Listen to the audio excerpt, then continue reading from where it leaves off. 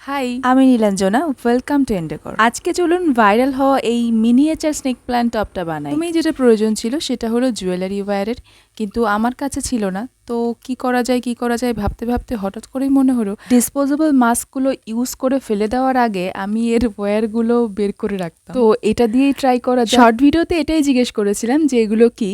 আমার ধারণা ছিল আপনারা সবাই এটাকে এক দেখায় চিনতে পারবেন, তবে বাস্তবে সবাই না হলেও বেশ কিছু মানুষ কিন্তু বুঝতে পেরেছেন এটা কি। আবার অনেকেই কিন্তু প্রশ্নের উত্তর দিতে এসে নতুন নতুন আইডিয়াও দিয়ে গেছেন, যেমন ফোনের চার্জার নতুন অবস্থায় পেঁচানো থাকে যে ছোট্ট তারটা দিয়ে, সেটা আবার ক্যালেন্ডার ওপর নিচের বর্ডার, আর হ্যাঁ, চুলের কাটা বা ইউপিন দিয়েও কিনতে হবে। আজকের এই ক্রাফটটায় সবচেয়ে গুরুত্বপূর্ণ বিষয়টা হচ্ছে রংটা যতটা পারফেক্ট হবে জিনিসটা তত রিয়েল মনে হবে। আমি এখানে টোটালি এই 6টা রং ব্যবহার করেছি কালারটা আনার জন্য। কোনটা কতটা রেশিওতে সেটা ঠিক আমি বলতে পারবো না, আসলে সারা বিকাল ধরে গাছের পাশে বসে বসে কালার মিক্সিং করে গেছি আর প্রয়োজন অনুসারে কালার মিশিয়ে গেছি। আর গাছের প্রত্যেকটা পাতার কালার যেহেতু একই রকম হয় না, তাই আমিও এখানে 2-3টে শেড ইউজ করেছি গাছের পাতাটা রং করার জন্য।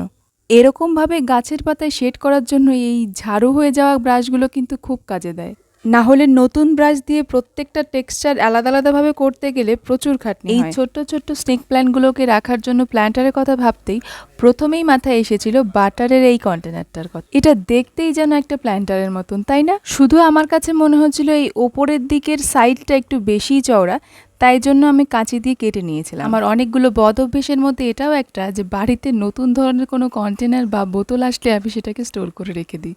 এটা তো দেখলাম সেই 21 সালের। এবারের কাজ হলো এর মধ্যে ক্লে জাতীয় কিছু দিয়ে পাতাগুলোকে পুঁতে দেওয়া। ক্লে যাতে কম লাগে সেই জন্য আমি আগে এর মধ্যে অর্ধেকটা খবরের কাগজ দিয়ে ভর্তি করে নিয়েছি। তারপর একটা ক্লে নিয়েছি যে কালারটা আমার কাছে খুবই কম লাগে, সেই কালারের ক্লেটা দিয়ে অর্ধেকটা ভর্তি করেছি। তারপর ব্রাউন কালারটা দিয়েছি। আমি নর্মালি মলডিটের ক্লে দিয়ে কাজ করতে বেশি পছন্দ করি, কিন্তু এখানে আমি ব্যবহার করেছি এয়ার ড্রাই সুপার ক্লে। এগুলো যে কোনো দোকানে খুব ইজিলি পাওয়া যায় এখন, আমি তো সেদিন মেলাতেও দেখলাম। তবে এখানে যে এই সমস্ত ক্লে কিনে এনে ব্যবহার করতে হবে তা কিন্তু নয়।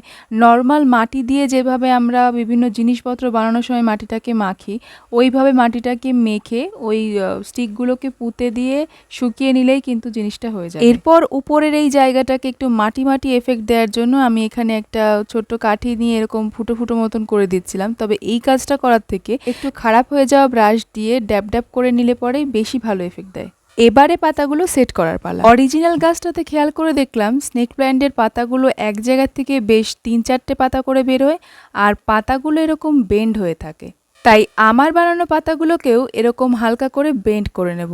এখানে মাস্কের ওই ওয়্যারগুলো ইউজ করার জন্য আমার সুবিধে হয়েছে, এগুলো খুব সুন্দরভাবে বেন্ড হয়ে যাচ্ছে। আমি এখানে মূলত 3টে বড় ঝোপ বানাবো, আর বাকি বাদ পাতা থাকলে 2-3টে ছোট ঝোপ।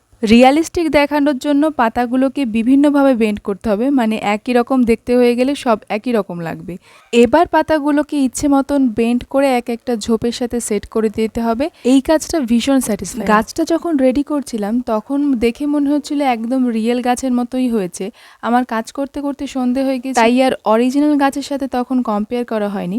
তবে যখন সকালে উঠে ছাদে গিয়ে দেখলাম গাছের সাথে মিলিয়ে, তখন দেখলাম অনেক পার্থক্য, মানে যাকে বলে আকাশ আর পাতাল। তারপর সকালে ওই ছাদে বসে বসেই গাছের উপরে ফাইনাল একটা শেড মতন দিয়েছিলাম, যাতে করে ফাইনাল লুকটা ভালো এসেছে। রঙের খেলাটা সত্যিই এক অদ্ভুত খেলা। একই রং দুটো আলাদা জায়গা থেকে মানুষের চোখে কী প্রভাব ফেলবে সেটা নির্ভর করে তার পাশে উপস্থিত রঙের ওপরে। ভিডিও কনসেপ্টটা আমার না হলেও ভিডিওটা কেমন লাগলো জানাবেন, আর চ্যানেল এবং পেজে নতুন হলে চ্যানেলটাকে সাবস্ক্রাইব এবং পেজটাকে ফলো করতে ভুলবেন না। আজকের মতন টাটা, দেখা হবে নেক্সট কোনো ভিডিওতে।